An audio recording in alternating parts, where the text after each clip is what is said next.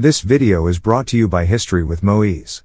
George Washington, a founding father of the United States, led the Continental Army to victory in the Revolutionary War and was America's first president. George Washington was a Virginia plantation owner who served as a general and commander-in-chief of the colonial armies during the American Revolutionary War, and later became the first president of the United States, serving from 1789 to 1797. Washington was born on February 22, 1732, in Westmoreland County, Virginia. He was the eldest of Augustine and Mary's 6 children, all of whom survived into adulthood. The family lived on Pope's Creek in Westmoreland County, Virginia.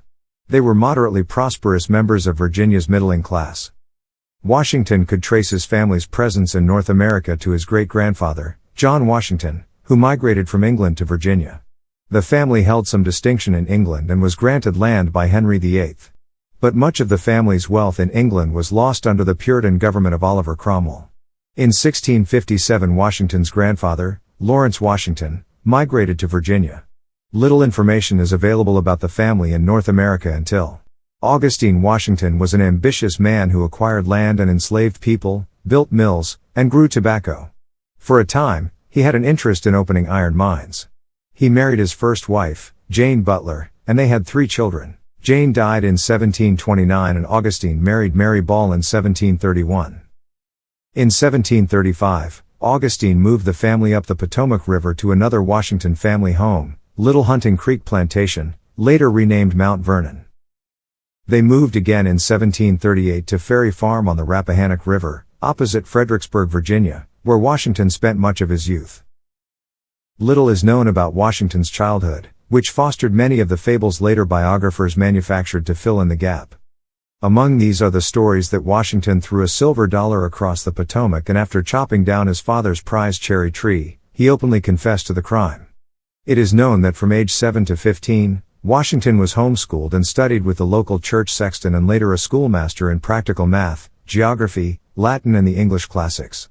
But much of the knowledge he would use the rest of his life was through his acquaintance with woodsmen and the plantation foreman.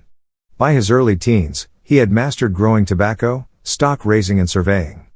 Washington's father died when he was 11 and he became the ward of his half-brother, Lawrence, who gave him a good upbringing. Lawrence had inherited the family's Little Hunting Creek plantation and married in Fairfax, the daughter of Colonel William Fairfax, patriarch of the well-to-do Fairfax family. Under her tutelage, Washington was schooled in the finer aspects of colonial culture. In 1748, when he was 16, Washington traveled with a surveying party plotting land in Virginia's Western Territory. The following year, aided by Lord Fairfax, Washington received an appointment as the official surveyor of Culpeper County. For 2 years he was very busy surveying the land in Culpeper, Frederick and Augusta counties. The experience made him resourceful and toughened his body and mind. It also piqued his interest in Western land holdings, an interest that endured throughout his life with speculative land purchases and a belief that the future of the nation lay in colonizing the West. In July 1752, Washington's brother, Lawrence, died of tuberculosis, making him the heir apparent of the Washington lands. Lawrence's only child, Sarah, died 2 months later and Washington became the head of one of Virginia's most prominent estates.